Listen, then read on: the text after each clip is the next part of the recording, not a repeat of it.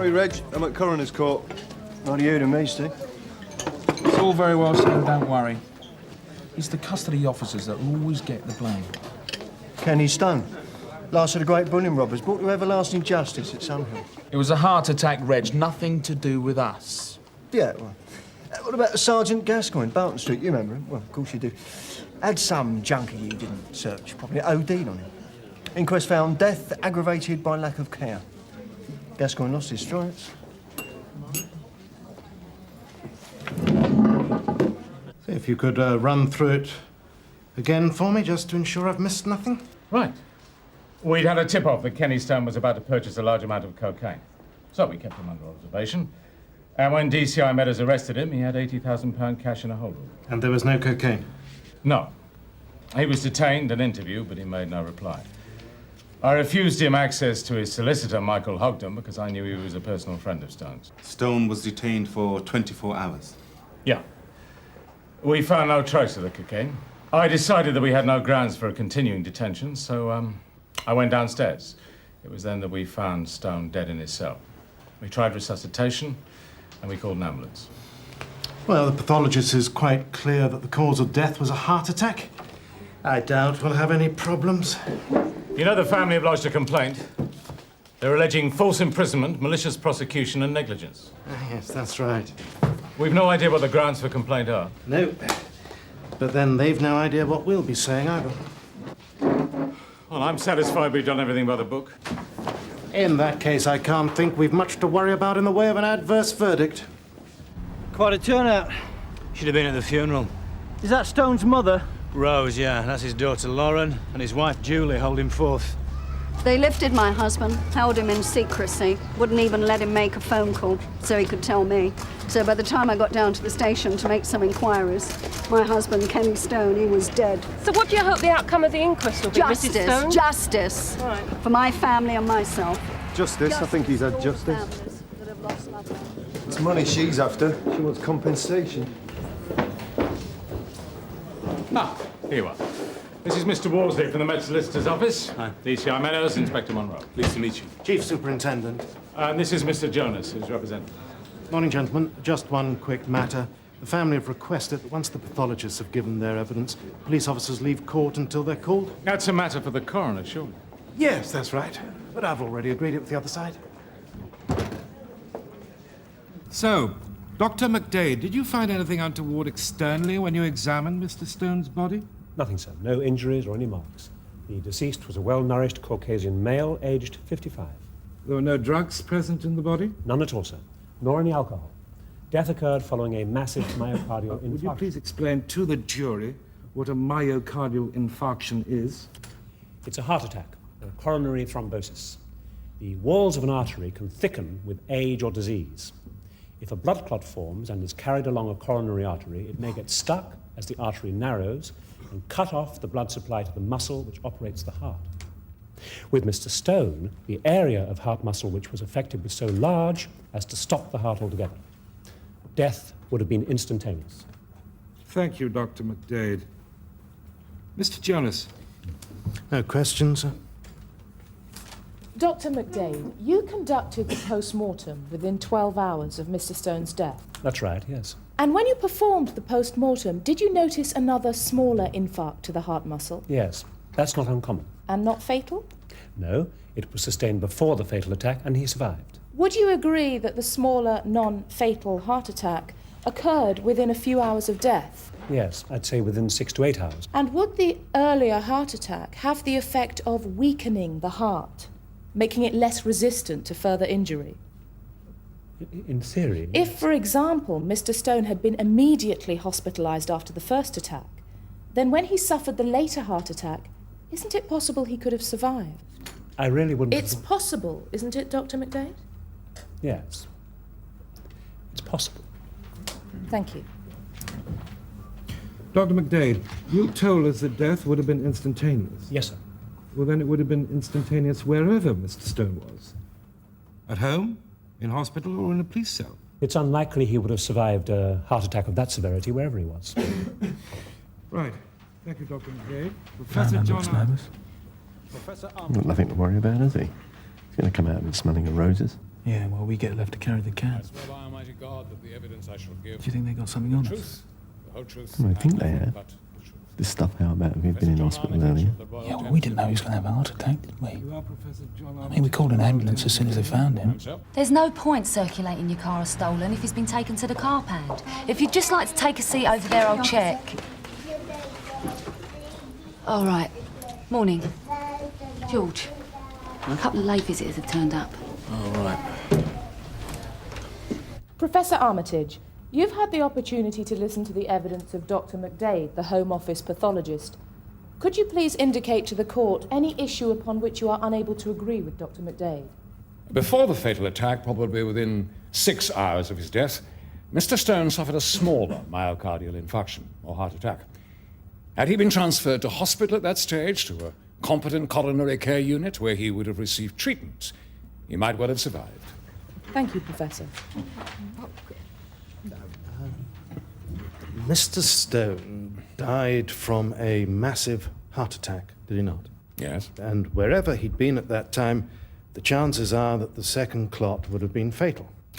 If he'd been in hospital receiving anticoagulants which might have broken the clot down, the second infarct might have been smaller or not occurred at all. Thus, he might have survived. He could have been given oxygen, diamorphine, defibrillated. Yes, it's possible that the earlier attack may have been symptomless, is it not? I'd be very surprised. Well, if Mr. Stone had been asleep, for example. It's possible. And the earlier infarct could have happened immediately before the fatal infarct. Not immediately, because the heart muscle was already damaged before death.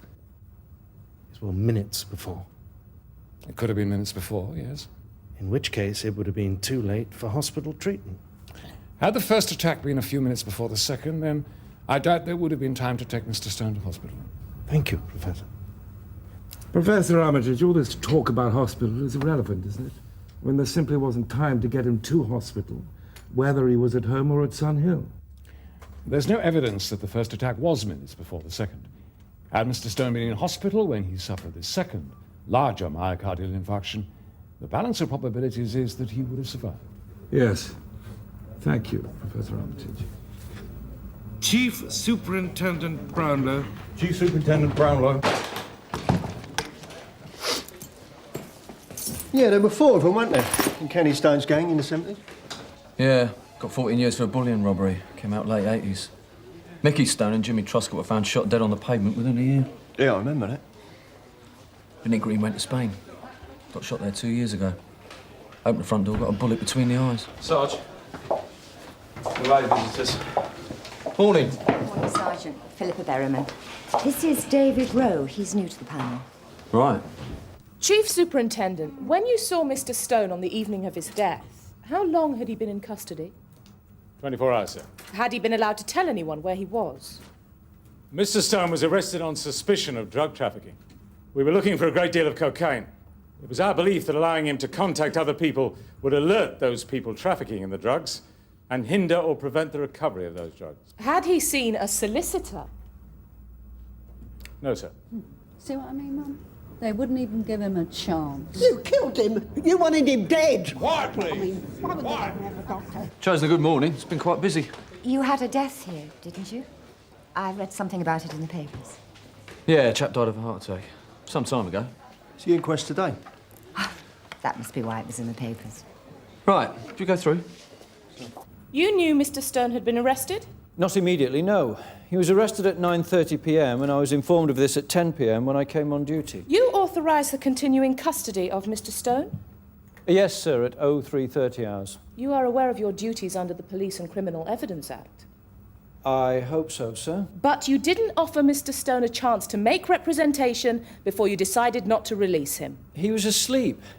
I am not obliged to wake a sleeping prisoner to tell him he will not be released. A man refused access to legal advice.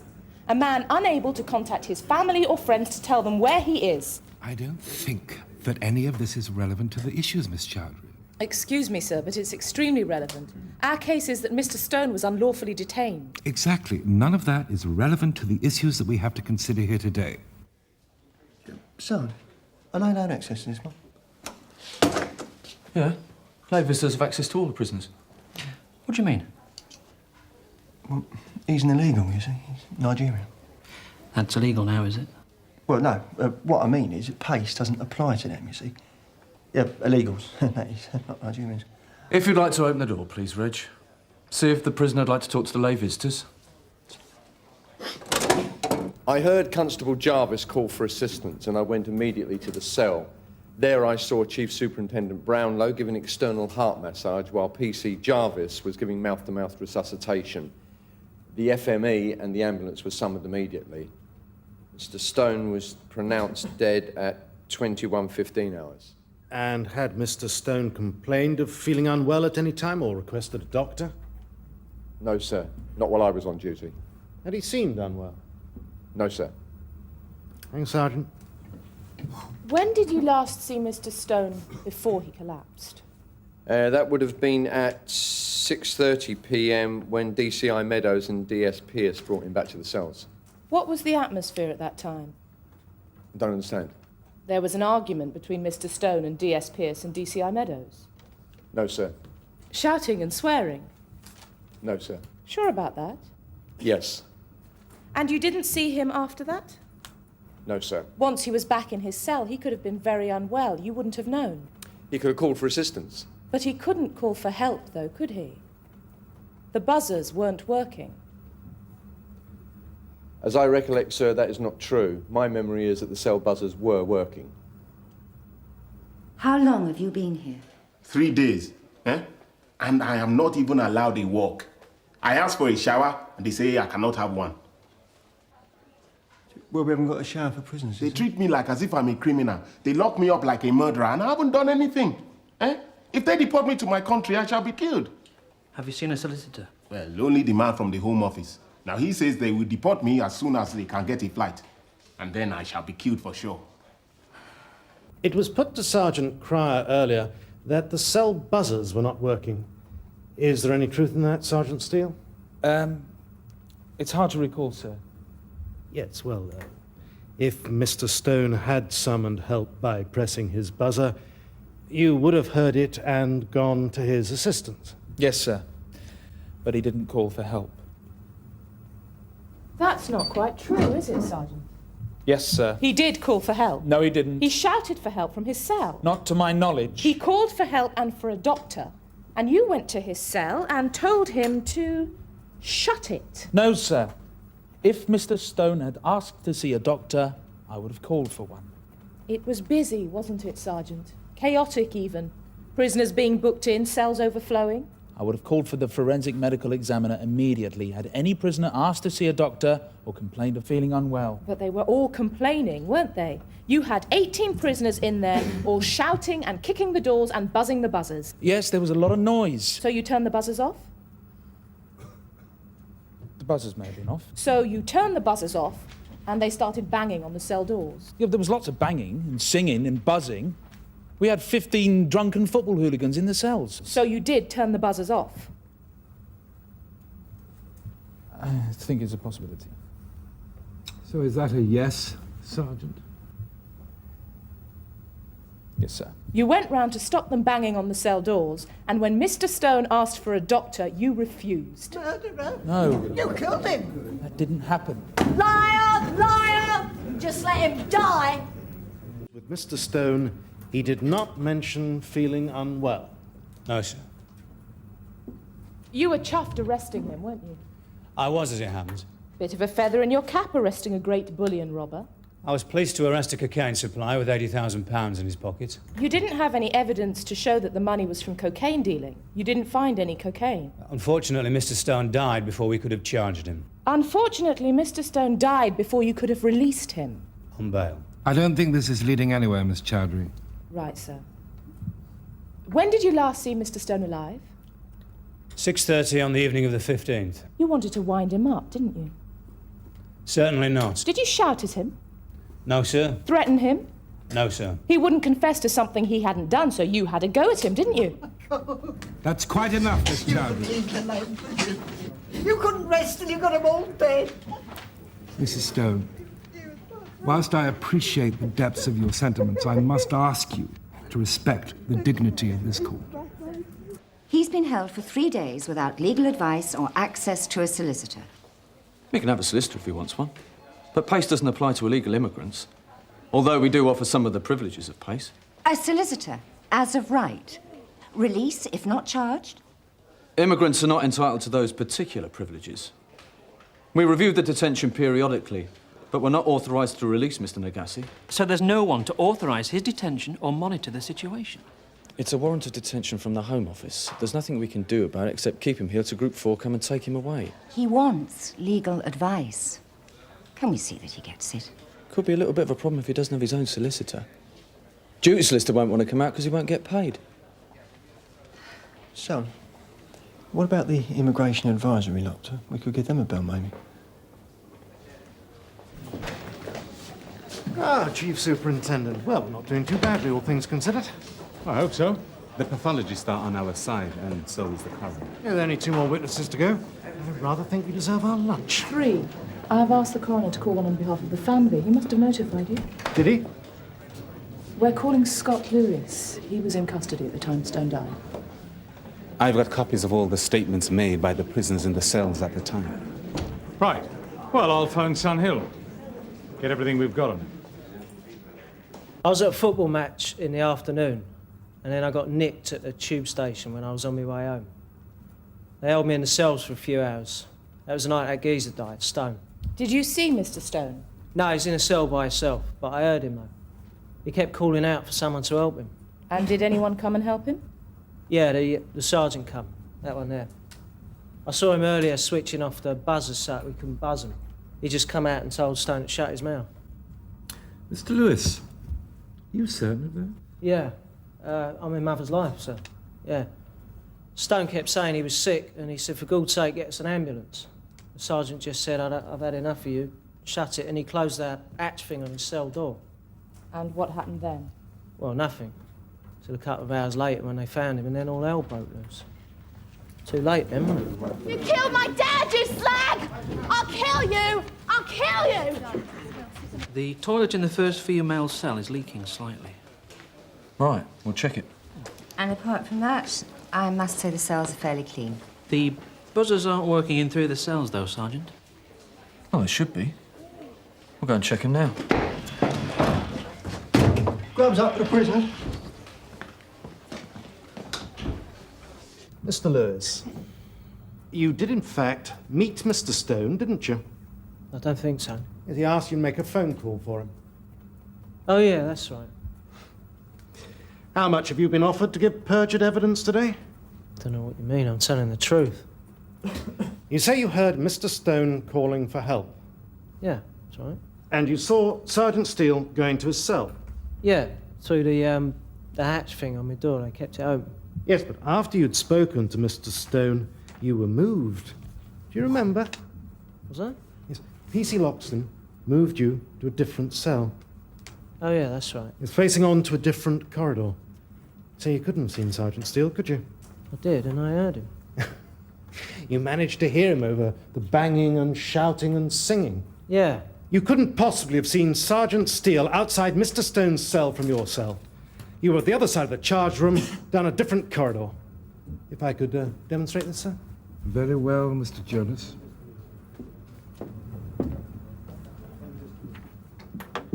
This is a scale plan of the custody area at Sun Hill Police Station. This is the cell where Mr. Stone was detained, and this is the cell to which Mr. Lewis was moved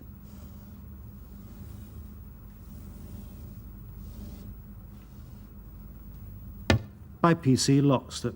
As you can see, it offers no direct line of sight to the cell occupied by Mr. Stone.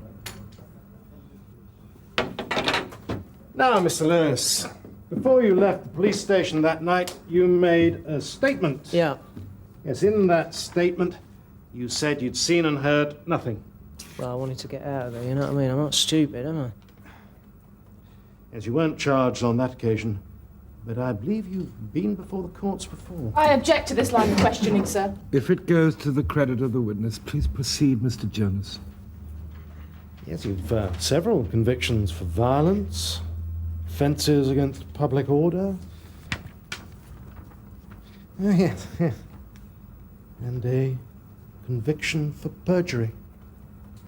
That doesn't mean to say I'm not telling the truth this time, does it? What you're telling me is that I can complain. I don't see why you can't have bail. So therefore, I cannot be deported. That's for the Home Office to decide. Okay. Seems a bit hard when he hasn't committed an offence. Overstaying is an offence. And we get a lot of it as well these days, don't we, sir? Of course, we'd rather be dealing with criminals. That's why we sign up in the first place, isn't it? They tell me I'm a refugee, so I cannot be deported. That's good. So I must now apply for political asylum. You are to ascertain only the following matters: the identity of the deceased and how, when, and where he came by his death. It is not for you to express an opinion on any other matters. In particular, I must warn you that your verdict must not be framed in such a way as to appear to determine any question of criminal liability on the part of a named person. I've got those stupid buzzers. What do you say about them? So I couldn't remember. Do you think anyone's going to believe Lewis's story about Stone Corner for him? I don't think anyone's going to believe Lewis about what day of the week it is. I mean, you remember what it was like. The whole place was in chaos. They wouldn't stop shouting and buzzing. I know. I mean, if you had tried to ring the buzzer... I think it probably would have been too late to do anything about it anyway. They've gone now, Sarge. They said thanks for everything. So what happens to the illegal now, then? Group 4 come and take him to a holding centre. But if he's a refugee? Well, it's up to the Home Office. But I don't think they'll accept him as a refugee. Just puts off the evil day. So he'll still be deported, then? Probably. You've got all my boys now, haven't you? Hey? My Mickey's dead. You lot shot him, you slags. And Jimmy. Frankie's gone too. My Kenny was all I had left. I am sorry, Mrs. Stone. Sorry? Sorry? You'll be sorry you were ever born the time we're finished. Come on, Mum. Come on.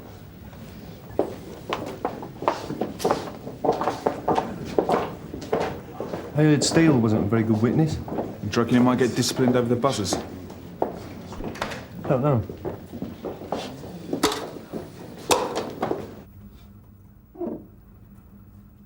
We find that Kenneth Stone died from natural causes.